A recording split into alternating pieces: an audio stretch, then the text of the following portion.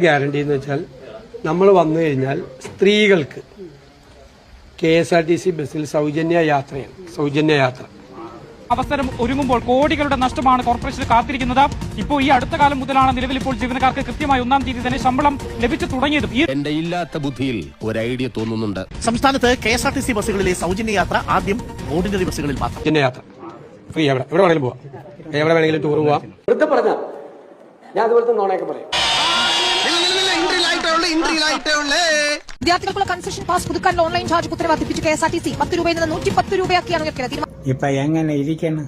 പൂമ്പാറ്റ പൂവിൽ നിന്ന് തേൻ കുടിക്കുന്നത് പോലെ ആകണം ഭരണാധികാരി ജനങ്ങളുടെ കയ്യിൽ നിന്ന് ടാക്സ് മേടിക്കും. പൂ പോലും അറിയരുത് തേൻ കുടിക്കുന്നതായിരിക്കും. എങ്ങനെയുണ്ട് എന്റെ ബുദ്ധി? വേസ്റ്റ് ഒന്ന് ചിരിച്ചേ. സ്മൈൽ